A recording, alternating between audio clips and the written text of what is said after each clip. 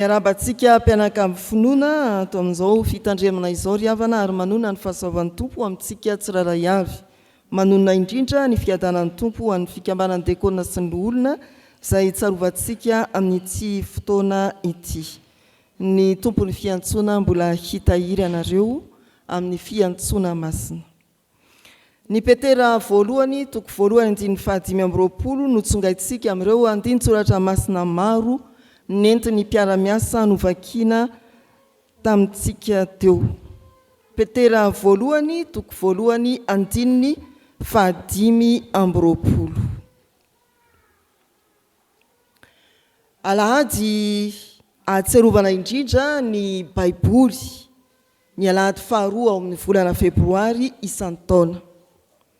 Ary eto amintsika ny amin'ny tiano ity dia alahady atokana ho an'ireo ray aman-drenitsika mpikambana ao amin'ny fikambanan'ny diakona sy ny loholona. Tokony ho fantatsika tia mpiandohana ary tsy maintsy tadiditsika fa raha tsy nisy ny soratra masina voarakitra tao amin'ny Baiboly dia tsy nisy diakona. Raha tsy nisy soratra masina voarakitra tao amin'ny Baiboly tsy nisy kristianina, tsy kristianina zasy ianao. Ary amin'izany ny tokony hanomezantsika lanja itony fotoana manokana ahatsiarovana ny Baiboly itony. Ny Baiboly no niantoka ny fisiko amin'ny maha-kristianina, ny Baiboly no niantoka ny fisiko amin'ny mpanompo eto amin'ny fiangonana. Izao andin-tsoratra masina izao raha vakiana dia hoy ny teny amin'ny anaran'ny tompo fa ny tenin'ny tompo maharitra mandrakizay ary izany ny tenin'ny filazantsara izay notoriana taminareo. Fa ny tenin'ny tompo maharitra mandrakizay ary izany ny tenin'ny filazantsara izay notoriana taminareo. Raha tambatra ny fitariana teo ny amin'ny hoe ny Baiboly no antony nafototra nampisin'ny diakona ny kristianina sy ireo mpanompon'Andriamanitra samihafa sy ity andin-tsoratra masina ity dia azo lazaina ny hoe ny fanompoana atao amin'ny tenin'Andriamanitra dia fanompoana manana lanja mandrakizay. Fanompoana manana lanja mandrakizay ny fanompoana atao ao amin'ny tenin'Andriamanitra. Ny orina amin'ny tenin'Andriamanitra ny fanompoana, atao ao amin'ny tenin'Andriamanitra ny fanompoana, ampaharetin'ilay tenin'Andriamanitra mandrakizay ary omeny lanja ny fanompoana. Ny boky Petera voalohany ry havana dia nosoratana ho an'ireo mpino nandalo fahoriana sy fanenjehana. Tsy ho an'izay niara-niaina tamin'izany ihany taonjato voalohany, fa ho an'ny kristiana rehetra maneran-tany ilazana azy hoe epistily katolika, ho an'ny olona rehetra tsy ankanavaka. Nosoratana mba hampahery azy ijoro ao anatin'ny fijaliana no ny fanenjehana, ka nanany finoana matanjaka. Ampatia fa mandalo izany fijaliana izany, fa ny famonjen'Andriamanitra no maharitra mandrakizay. Ampatsiaro koa fa mandalo ny teny fanesoana, ny fanarabiana, fa ny maharitra mandrakizay dia ny tenin'Andriamanitra. Ato amin'izao andininy 5:20 izao, ialoavany andininy 4:20, fampitahana ny amin'ny nofo izay tahaka ny ahitra sy ny voninahitra eo aminy, mintsana tahaka ny voninahitra, fa ny tenin'Andriamanitra kosa maharitra mandrakizay, filazantsara notoriana tamintsika. Ny nofo rehetra dia tahaka ny ahitra, ny voniny dia tahaka ny voninahitra, mety mintsana, fa ny tenin'Andriamanitra maharitra mandrakizay. Midika izany ry havana fa raha mitodika amin'ny diakona manokana isika, ny fanompoana ataontsika diakona izay olombelona dia mety mandalo ihany, fa mifamatotra amin'ilay teny maharitra kosa izy dia manandanja mandrakizay. Raha ianao amin'ny maha olona anao fotsiny no manompo ka misoratra hoe diakona dia miraraka ho azy izany. Ny voninahitra mety azo jerena na irairaina ao anatiny, fa raha miaraka amin'ny tenin'Andriamanitra kosa ny fanompoana, manandanja sy maharitra mandrakizay izany. Inona ny hevitry ny teny hoe tenin'ny tompo maharitra mandrakizay? Ny hoe tenin'ny tompo eto dia tsy hoe teny ao amin'njaona toko voalohany loatra fa amin'ny teny iorenany zany na ny teny fototra dia lazaina hoe teny velona, teny fiainana, teny miaina ary mitondra famonjena. Ny hoe maharitra mandrakizay kosa dia lazaina hoe mitoetra nefa koa mamakivaky ny fotoana ary amin'ny toerana rehetra. Mitoetra izy, maharitra fa mamakivaky ny fotoana. Azavaina amin'ny alalan'ny ohatra dia ny hoe tamin'ny andro ny Mosesy izay efa 300 taona talohan'i Kristy, raha atao zany ny kajikajy dia eo amin'ny manodidina ny 530 taona aty amin'ny taona iainantsika, dia efa nitononona ho fampahirezana ny teny hoe an Jehova ny ady fa ianareo angina. Ny Exodosy 4:10-4:10. Efa tany amin'ny 300 taona lasa. Fa zao mbola ifikirako zany, mbola ifikiran'ny dekona zany rehefa sendra ady izy, mbola tena ifikirantsika kristianina zany rehefa mandalo zavatsarotra isika. Maharitra mandrakizay ny tenin'Andriamanitra, mbola azo ny taranakandimby antsika iainana tsara zany, fa tsy hoe fanafodin'ny dokotera ka lefy na koa mivadika pozina rehefa ela ny ela. Maharitra mandrakizay ny tenin'Andriamanitra. Fa inona koa ny ohatra? Ny ohatra faharoa, fanasitrana ny ravozam-bavin'ny Petera. Sitrana ny ravozam-bavin'ny Petera rehefa niraisin'i Jesosy an-tanany izy. Tsy hoe lefy ny tenin'i Jesosy, manasitrana, tsia. Mbola manan-kery zany. Firifiry amintsika izay noraisina an-tanana, tonga sitrana rehefa teo natrehan'ny fiangonana tamin'ny alalan'ny mpiandry. Afaka nandingana olana rehefa nampahirezana tamin'ny alalan'ny tenin'Andriamanitra, tamin'ny alalan'ny mpanompon'Andriamanitra izay niteny tamintsika.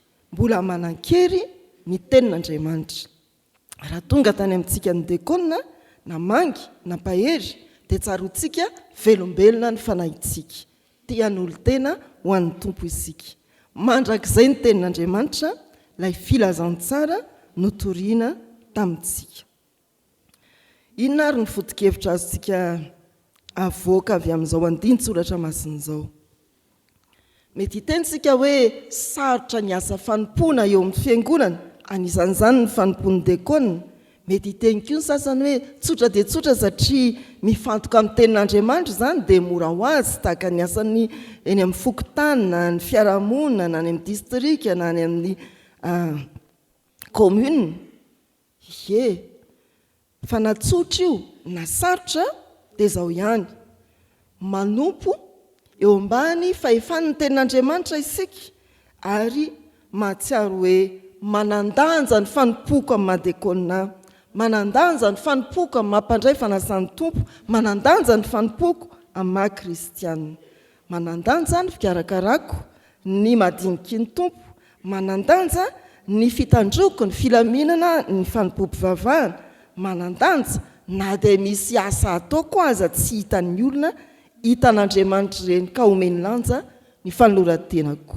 Miankina sy mifototra amin'ilay teny mandrakizay ny fanompontsika ka manandanja. Mety tsy hitan'ny olona fa hitan'Andriamanitra, mety tsy tsapan'ny olona ny vesatry ny fanompontsika dekona fa fantatr'Andriamanitra. Manandanja no izy miorina amin'ny tenin'Andriamanitra ny fanompontsika.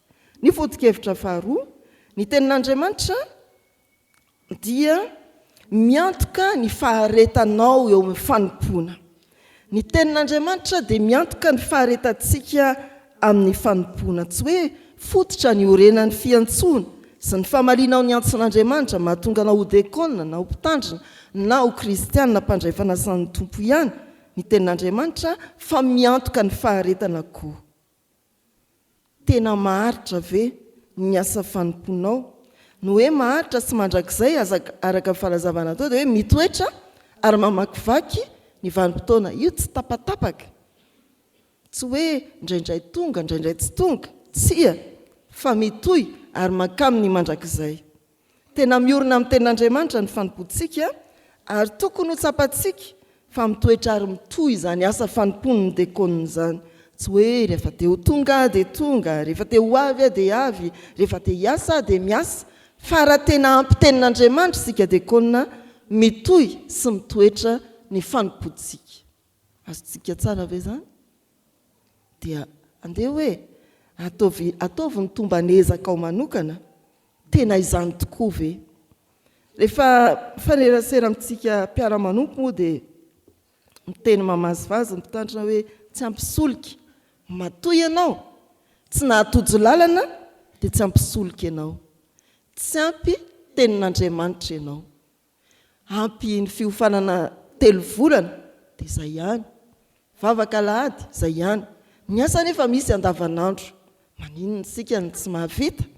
Mieritreritra isika ry havana ny hoe tena naorinao amin'ny tenin'Andriamanitra ve ny fanompoana madekona. Sa naorinao amin'ny tenin'ny baraoan'ny FDL, naorinao amin'ny teny ataon'ny namanao ihany, aorenao amin'ny tenin'Andriamanitra ny fanompoana madekona mba hanandanja manomboka amin'ny tenanao sy ny ankonanao, ary indrindra ny fiangonana, sady aharitra mandrakizay izany fanompoana izany. Ho an'ny fiangonana ry havana, misaoran'Andriamanitra fa nisy olana n'olo tena ho dekona. Ary manontaniana hoe naoriko tamin'inona kosa ny fanorantenako? Tena miorina ve ny fanorantenako? Raha ireo no ray aman-drenitsika dekona, ho an'ny lehilahy dia katroka teo amin'izay nitadiavina, efa misy modimandry dia tsy afaka makaiza intsony sika fiangonana. Ho an'ny vehivavy dia mbola misy ambiny kely 7 ao afaka miakatra raha misy ny ilana izany. Andinika isika fiangonana ny hoe mahay mankasitraka ve isika fa nisy olona nan'olo tena ikarakaratsika vahoaka an'Andriamanitra, miainga ato amin'ny fiangonana anatiny sy any amin'ny tokantrano. Tena mahay mankasitraka amin'ny tompo hoe misohotra ary dekona malala, fa nanaiky fanolorana ianareo, nanaiky ny fifidianana ianareo. Tena mahay mankasitraka amin'ny tompo ve isika? Ajao ny fanompoana ataon'izy ireny mba ho fantatra fa tena fiangonana velona, fiangonana misy dekona pitarika, fiangonana mahay mivavaka ho an'ny dekona, fiangonana mahay manonona fampahirezana ho an'ny dekona, fiangonana mahay manaraka ny fandamina napetraky ny dekona, fiangonana mahay manao fanamariana mampandroso ao amin'ny dekona isika.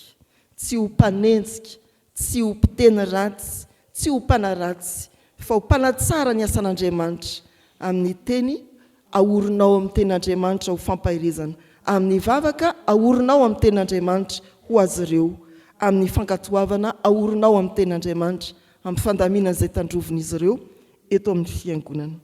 Ho antsika diakona, misy karazany roa sika diakona.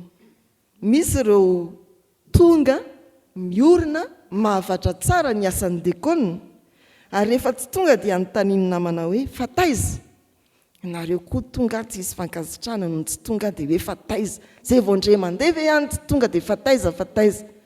Zay ilay sokajy voalohany, ary irian'ny fiangonana ry havana mba ho izany ianao. Ny sokajy faharoa dia ilay arabaina tonga soa, arabaina tonga soa, tratry ny taona, tratry ny krismasy. Azakivy na ao amin'ilay sokajy voalohany ianao tonga foana, fa rehefa tsy tonga dia anontaniana hoe fataiza. Na ao amin'ny sokajy faharoa ianao azakivy raha vao marika manokana satria tsy tonga lava dia arabaina hoe tonga soa. Izao ny fotoana hanarenana ry havana, ny fahakiviana anjary ho risy-po no ny tenin'Andriamanitra mampiorina ny fanorantenanao. Izao ny fotoana hanarenana sy hanorenana indray ny fiantsoana, tsy alahady andalo fotsiny ity alahady ity, fa alahady mbola hanomezana fanantenana sy toky fa hanao isika eo anatrehan'ny fiangonana, mbola hanomezana fanantenana sy toky avy amin'ny tenin'Andriamanitra ho anao hoe andao indray, ampy izay ny roa taona mety nahavariana na niezakezahana, fa andao mbola havita bebe kokoa, andao mbola andeha lavitavitra kokoa, andeha anaraka ny fitariana bebe kokoa, arak'izay ambaran'ny tenin'Andriamanitra. Ny fanompoana miankina amin'ny tenin'Andriamanitra dia manandanja sy mandrakizay. Ny farany ry havana dia diakona anankiray,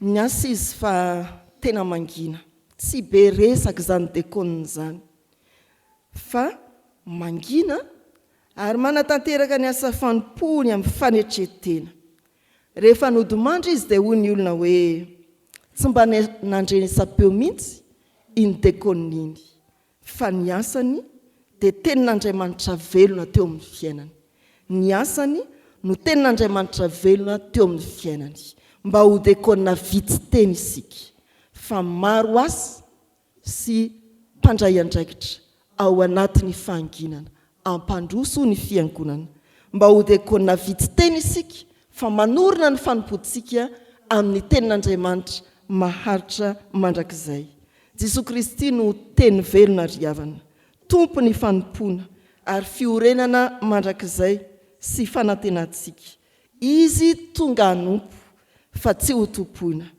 izy ka izay manaraka azy dia antsoina hanompo koa amin'ny fitiavana sy ny fanetretena ho antsika fiangonana mitoera ao amin'ny Kristy sy ny teniny hahavita fanompoana manandanja sy maharitra ianao ho antsika fiangonana ho tononona aminao ny mandrakizay amin'ny fotoana anankiray izay iaonanao amin'ilay tompony asa mahereza ry dekona malala tsy verimaina ny fikasanao amin'ity anio ity toy ny manavao ny faneken'ny dekona indray isika raha hotronony fiangonana amin'izao alahadin'ny dekona izao tsy verimaina ao amin'ny tompo ny fanompoantsika ny fikasantsika avita bebe kokoa aoreny tsara amin'ny tenin'ny tompo ilay maharitra mandrakizay ny valiny antso nataon'ny tompo taminao amen